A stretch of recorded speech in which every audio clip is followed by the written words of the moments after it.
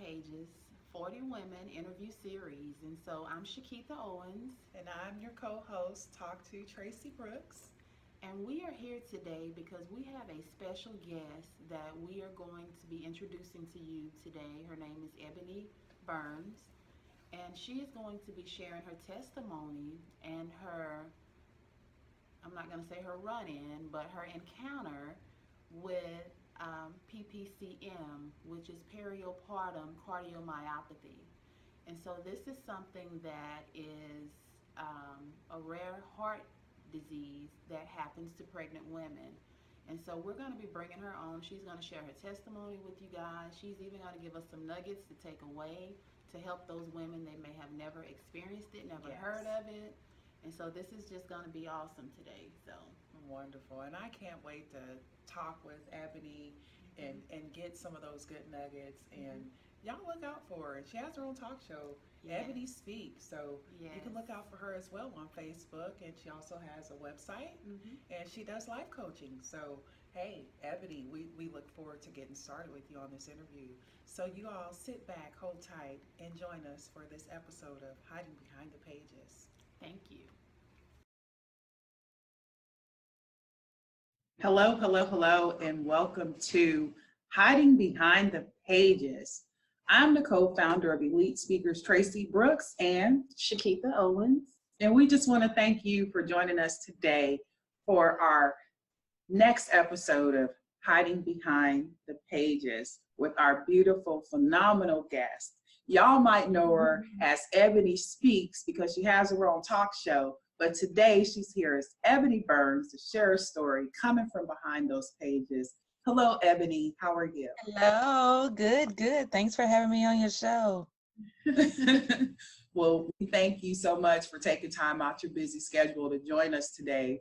And we just, today we're going to share some information about coming from behind the pages and your story that will allow others to hear, process, and heal. Okay. Even come forth and want to share their own story.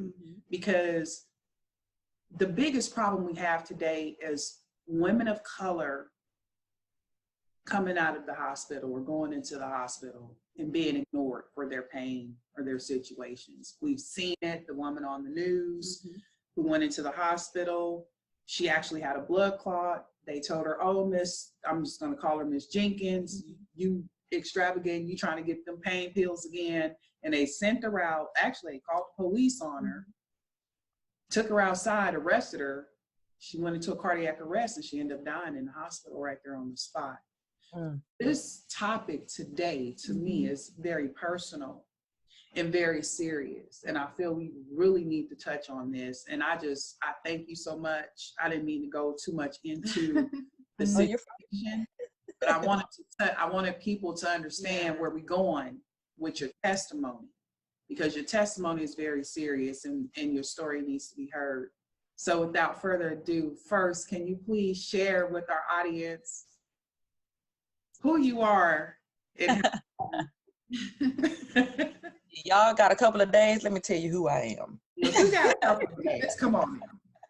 So I am, first off, I am Ebonie Burns. I have a podcast called The Breakup Coach. And that came from, I'm a certified health coach. I'm a national registered EMT and also a basic life instructor. So I teach CPR. So everything that I do is it's around life, because I believe in life and life is important. But first off, I am a child of God. That's number one. Come on now. No way I could have been able to do anything without him first. And so that means I am a pastor's daughter. Uh-oh. Yes. PK.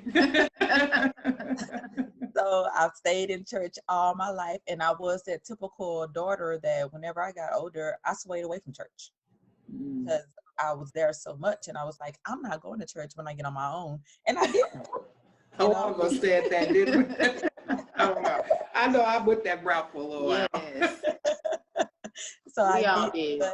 but yeah, but it was instilled in me. So, I eventually came back, and I thank God, that he helped me and kept me until I came back. And now that I'm strong, I'm stronger than ever in church. But I'm a wife, been married for 12 years. I have 3 sons, 16, 12, and a 4-year-old. I know that's like a busy yeah. house. So I am the only girl in the house, and I love it because I don't have to change my clothes, my shoes, my makeup, nothing. When you wash, you know whose is whose, right? Yes. I just let them fight it out while I sit down. I don't have to fight about nothing. That's awesome. But yeah, and I work full time. Right now working. I work in the ER, and a couple of days out of the week, just so I can be able to do my business as possible, as many days as possible as well. But that's basically who I am. I'm just a busy bee. Oh, thank you so much. We really appreciate you for Yes. sharing that beautiful intro of yourself, because it's very important that people know that you are a real woman, and you're a woman of virtue out there running a business, working a job, being a wife, being a mother, and still having to contribute to society. Has that been challenging for you, or has that been somewhat of an ease? It has been very challenging. I'm not going to sugarcoat it. And that's why I tell my clients, that's what makes me, I say, the best coach. I'm not a cocky coach. I'm a confident coach. So what that is the fact that I tell the truth. It has been a challenge to do all of these things. But just like with my coaching, if it's something that you want to do, you're going to put in that work and that time. That's right. And so this is something that I want to do. And then at the end of the day, it's something that needs to be done in order to help women out, because some women, they don't have a platform to stand on. So That's right. I want to be that platform, so that they can stand on that platform, because this is something that I want, and it is something that I need to do. Absolutely. And so, Ebonie, can you tell us a little bit about Ebonie Speaks? And I know that you also had something new, a project you're working on. Is it the determination? Yeah. So when I first started out, my business name was called Determination Health and Life Coaching.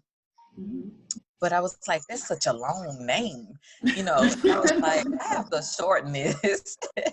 And one of the ladies that I was working with her, she came up with Ebonie Speaks. I was in an organization called Thick and Sassy, which is a plus size modeling agency.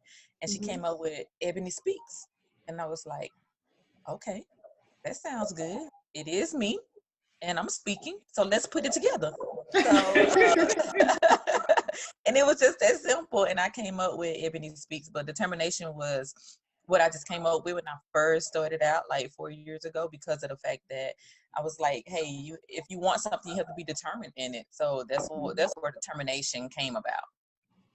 Wow. Awesome. That's awesome. That's nice. Well, I love Ebonie Speaks. Yes. I just love it. It really speaks volumes. And when I watch your show, I'm inspired. So thank you from one to another. I appreciate your contribution to the radio society out there.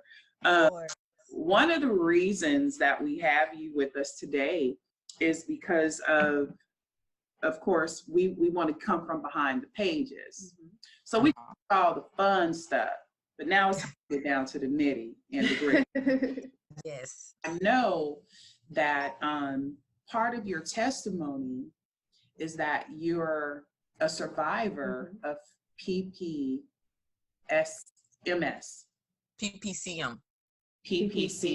Yes. And I'm not gonna jack up the name because I just have to, try to Google it to get the name again.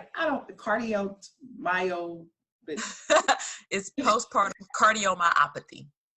Cardiomyopathy. Yes. Could you share with our listening audience what that actually entails, and what does that mean for you? Okay, so it's PPCM, and it's postpartum cardiomyopathy, and it's where your heart muscles are weakened. And this came about from giving birth to my last son, my 4-year-old. And studies have shown that they don't even know the reasoning behind it. But it's likely to happen in women over 30. And it just so happened, it was my 31st birthday when I found out, when I first got diagnosed. Oh. And it happens mostly to the African American women. And like I say, studies have shown that they really don't even know the reasoning behind it. And it happens after giving birth, or it can happen in your last trimester of birth. And the symptoms are basically pregnancy. So that's why a lot of it gets missed, because most of the symptoms are the swollen feet. You're already pregnant, so your feet are already swollen. The shorter breath, again, you're pregnant, so why should you not be out of breath? It's just, the symptoms just mimic pregnancy. So a lot of doctors, they are quick to say, oh, it's nothing, you're pregnant. And so that's why it's getting missed a lot. But it all happened, like I said, 4 years ago. I ended up in one of the urgent cares, and the doctor came in and he was like, okay, what hospital do you want to go to? And I was like, I got really upset. I'm like, you guys don't do breathing treatments? Because I'm thinking it's asthma. And I'm like, y'all don't do breathing treatments? Like, this is a urgent care. Truly, I'm not the only patient that's ever came in here with asthma, and y'all can't treat. Wow. The symptoms mimic asthma as well. Yes. Because a couple of weeks prior to that, I was at my PCP, and they actually gave me like steroid shots and breathing treatments and inhaler and things like that. So we was treating it as asthma. But so when I was in the urgent care, he done the X-ray and saw that I had a lot of fluid around my heart. Oh, wow. And from there, they sent me by ambulance to a facility. And I stayed there overnight until the morning. And the next morning, I had a EKG. I mean, a echo, which is electrical cardiogram, which is a sonogram of the heart. And my heart was working at 20%. Wow. And so that was the reason why I couldn't walk from like my bedroom to like my bathroom with out of breath. I felt like I was like 100 pounds. That was one reason why, like, whenever I would sit up to try and walk, I had to, I don't know, it was crazy the way I walk. I walk like you know how the kids, how like the skeletons walk, like with their legs out. That's like how I had to like start walking, and then like I would gather myself and walk straight.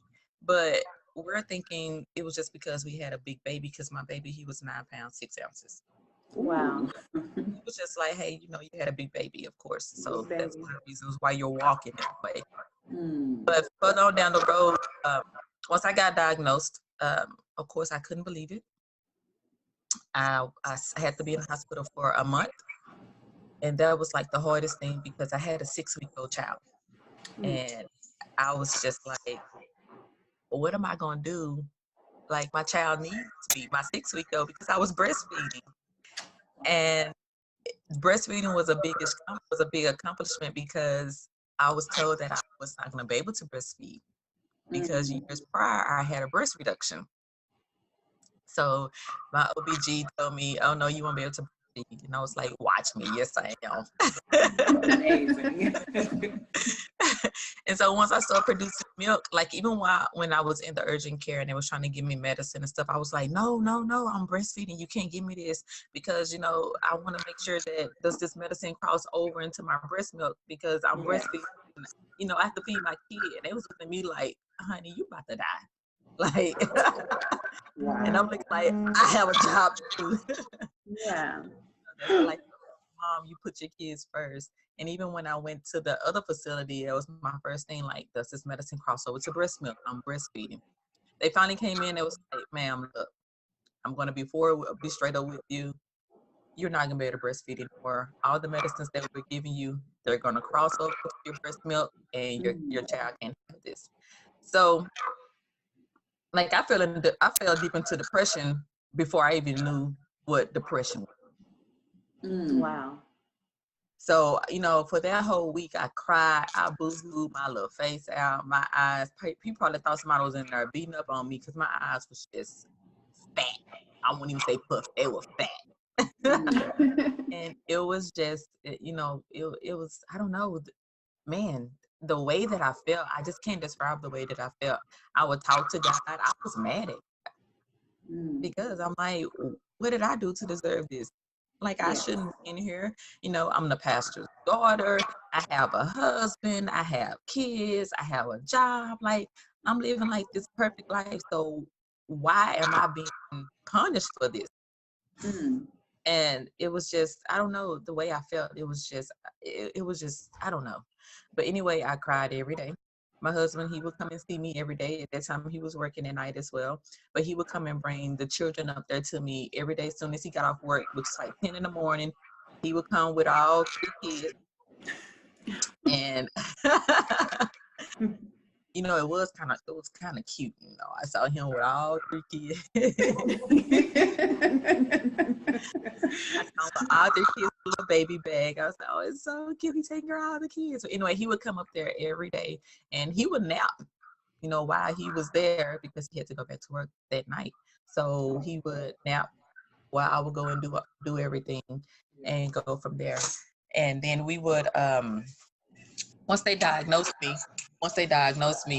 they when I was getting ready to go, they sent me home with a life vest, which was meaning that if my heart was to stop, it would shock my heart back. So I was sitting home with this life vest, which also had the potential, if I was holding my child, guess what? I would drop my child and potentially hurt my own kid. So I didn't want to hold my own baby because thinking that any minute I can be shot, my heart can stop, be shocked, and I can hurt my child. So like I pushed my child to the side. I didn't want nothing to do with my child, not because I hated my child, but it was because I had the fear of thinking that something would happen to me and I would hurt my child. So I didn't want to be around my child. Wow. My mom had to come basically live in with me. My grandma came over a couple of nights. My sister had to come over to, sister's a chef. She had to come over and she taught me how to cook all over again because I had to cook without food. I mean, I'm without salt. But at the same time, I wanted my food to be flavorful, and I had no idea how to do that because I was always brought up to, you know, cook with salt. That's flavor, right? Yeah. So like I had to learn all of these things all over again. I had to actually wait until, like, if my mom was busy, my husband was there in the daytime, someone had to basically come and take my shower because I was just that weak. Wow. So like I couldn't even take a shower on my own. And then as I started being able to take my showers and stuff on my own, you know, that was a fight in its own. I can do it. Leave me alone. I got it. I was acting like that 2-year-old who want to be independent. Yes. Leave me alone. I got it. I can take my own shower. And it was like, no, you can't. You know, I'm huffing and puffing, still saying I can do it, out of breath, still, you know, still fighting. But that was one of the things I was like, I'm going to be determined to take my shower by myself. I think I'll be determined to do the same right? thing. I was like, I'm gonna let everybody just see me. It's not going to happen. But I was able to take a shower by myself, but someone still had to be in the room with me because I had to take my life vest off. And again, you know, that life vest was there for me in case my heart was to stop. So someone still had to be in the room with me while I took a shower, or like, there it is again with that 2-year-old, you singing your alphabets while you in the bathtub, so that way you know that I'm still alive. So literally I would be singing like A, B, C, or just having like a whole conversation with whoever was out there waiting on me while I was in the shower. And remind you, this is in my own home. Wow. I had to turn my own home. I tell my clients, I had to turn my home into like a nursing home. I know that sounds so crazy, but that's how it was. Like I had people, and I felt like this because I could be, to me in my eyesight, I couldn't be their mother. My kids, they didn't understand, hey, mommy is really, really sick. You know, all they saw was every time they walked in, I was laying in the bed or sitting on the sofa. And I wasn't able to interact with them. And then, like I said, with my 6-week-old, I pushed him to the side. I didn't want anything to do with him. My family, they was over there, so I was getting frustrated and tired with them because I'm like, you guys are overwhelming me, but at the same time, they were supporting me. Mm. Like I had all these misconceptions going on, and Wow. just, I don't know. I would use the baby for an excuse why, you know, if they would wake up and they would see me crying, because I tried to hold it together in the daytime because everyone was up and interacting. So like, I don't know. I like to tell people that it's not that I knew how to turn my depression on and off. I faked it. Mm-hmm. And so at nighttime is when I would cry. And they would be like, you know, if someone would up to go to the restroom, you know, they were like, "What's wrong? Are you okay?" And I'm just like, "Yeah, the baby was up, and you know, I'm just crying because I'm trying to get him to sleep, and you know, I'm just frustrated because," and you know, I would just tell a lie, basically. Making up excuses, yeah. Yeah, when it was all me. It was my inner emotions. I couldn't Wow. deal with it. I couldn't accept the fact, but at the same time, I had to be the strong woman. I'm already weak because of my heart. So I couldn't be weak emotionally, you know, if that makes any sense. And that's how I felt, and that's how it was.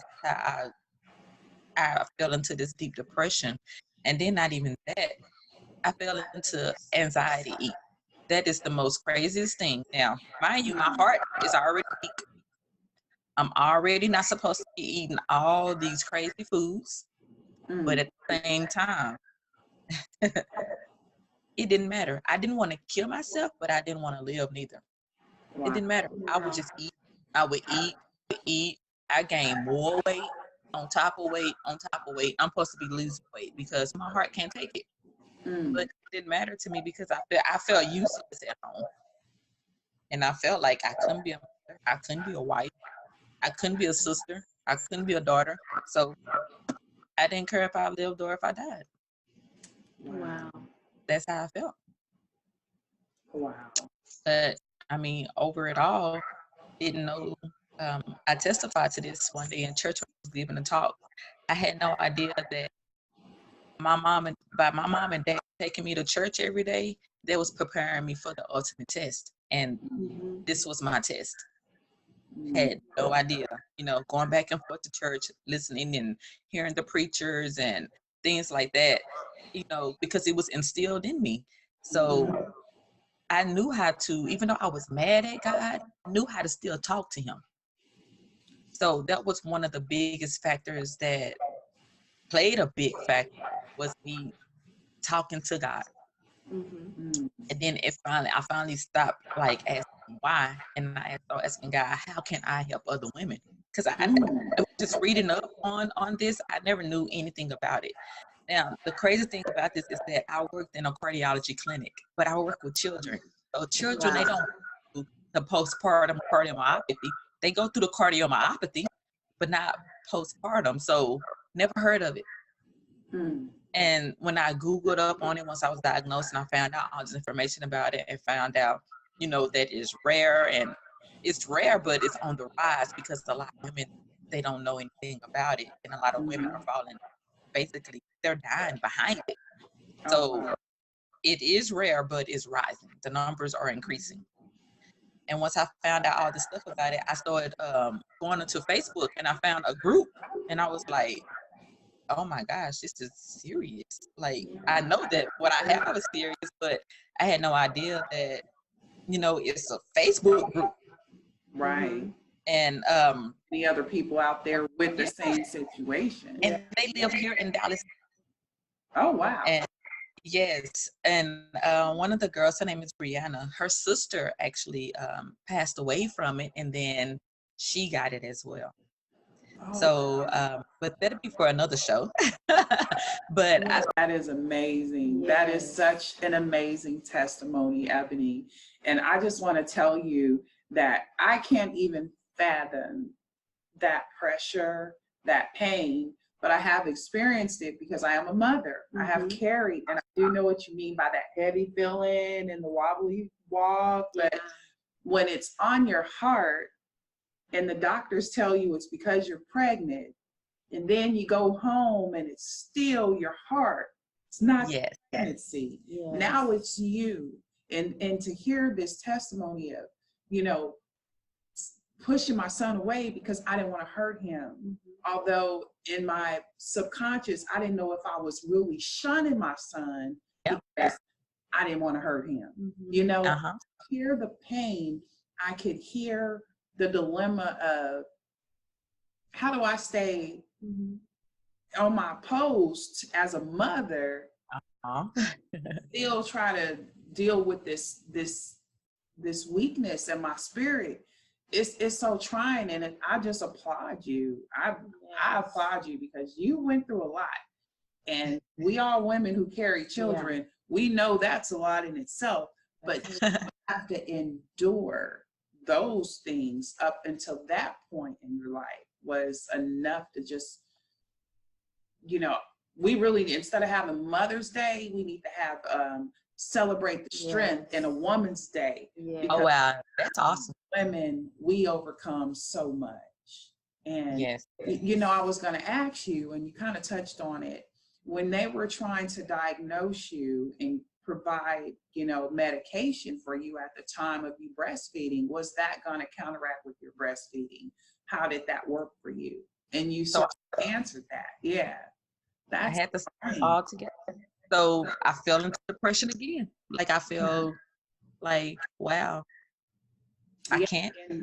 Like, and in my mind, I'm like, hey, the doctor won. I can't breastfeed. And you know, and I don't fault my doctor for it because it was nothing that, I mean, because it's rare. So it's not that now at first I fault him for it, but my doctor had no control over what God already, my life was already planned out. So my doctor, he doesn't have any control of that. The only thing is that by me being in the medical field, I just knew something wasn't right. And that's what I like to teach my clients, not even just by being in the medical field, but I knew my body and I knew something was not right. So I like to stress to my clients, women, know your body. That's like the most important thing that you can learn is to know your body and know when something is not right and keep pushing it.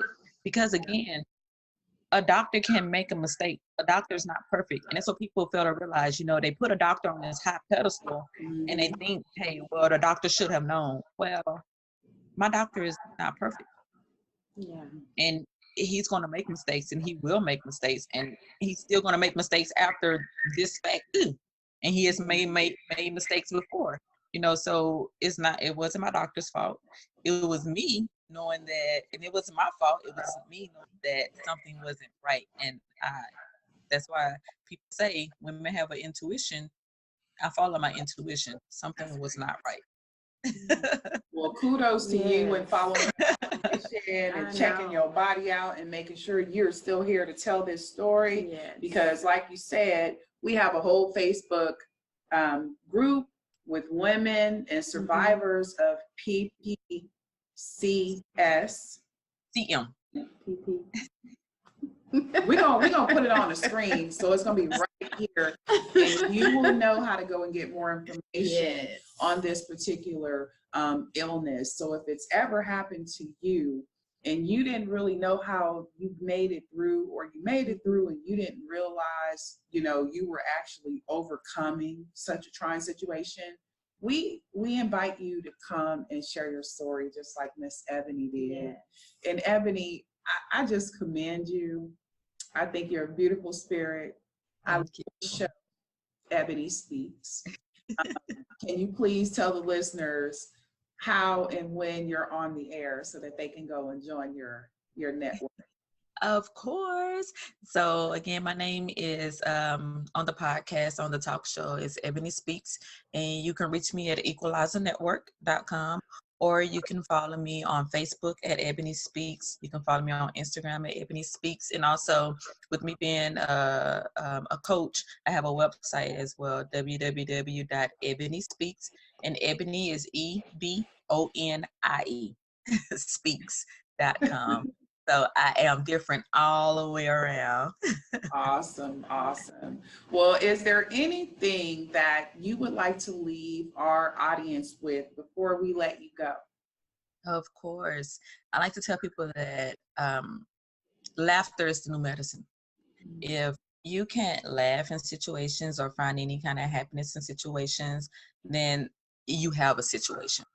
because you should be able to find, it's like, just like me. I'm not saying to be like me, but at the same time, with telling my story, I still find jokes and I still laugh throughout my story because it is my story.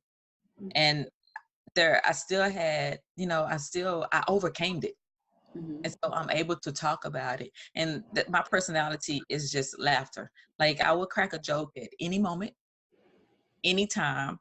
And I find out that even with my clients, I teach them, laugh, have fun, smile. It is okay. And it takes less muscles to smile than it does to frown. And you don't want a permanent frown on your face. So just laugh. I'm not telling you to hide your emotions, but I want to help you develop laughter and to be happy in your own skin and love who you are, and just learn to love life, because you only get one life.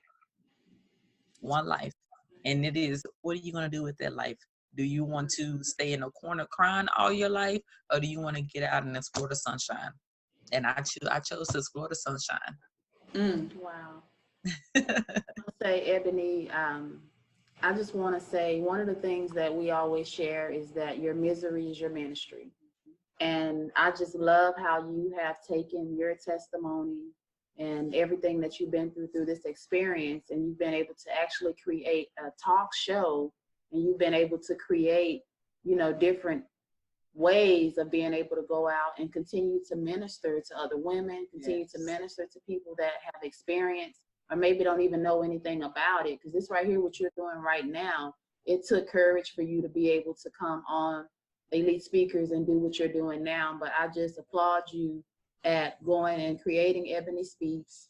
And because I've watched some of your shows, and you've had actual shows on there where you've had professionals come on and talk about postpartum and talk about, different ways of how to have your baby if you want to have it at home. And, then you did the cooking show that I was able to come on, which was awesome. Thank you for me winning. Yes, kudos. Yeah, who knew I could cook, right? So, you've taken it, just listening to you today, you've taken it even a step further, because you just talked about how, you had to learn how to cook all over again. So then you did the whole month of cooking. Yeah. So you've been helping people in so many areas. So you're planting seeds in something that was a misery for you, but you're planting seeds to be able to help other women and to be able to help them grow. And as you plant those seeds, you will watch them grow, and you will continue to grow. And so I can't wait to watch them grow. To grow. So I'm so excited for what God is doing in your life right now, and where you're headed to, because it's going to be powerful. It already is. Thank you. That's amazing. And I agree with you, Chikeitha, very, very much so. And thank you. And let me know when you're ready to do that show on home births, because I did birth a baby at home. Not my own, but I was there. I was the doctor in the house. So you caught it. You caught the baby. I caught the baby. Wow. Tell that person. Yes. Of course. Awesome. Yes, well, we thank you so much for joining us today, Ebonie. And we encourage all of you out there who were moved, inspired, and touched by her testimony to reach out to us, Elite Speakers, at elitespeakersprep.weebly.com, and join the movement in 40 Women interview series with Hiding Behind the Pages. This is Talk to Tracy Brooks and Chikeitha Owens. And we just thank you for joining us today, and we'll see you on the next series. Thank you. Take care. Bye. We're just going to share some facts with you on this disorder, because it's something that's rare, that a lot of women may experience and may not even realize that they're experiencing it, because the symptoms are so similar to just those of being pregnant. Absolutely. And again, this is a diagnosis of women ages 30 and older. And it's highly diagnosed in African-American women. So if you're over 30 and you're thinking about having a baby, just know 1 to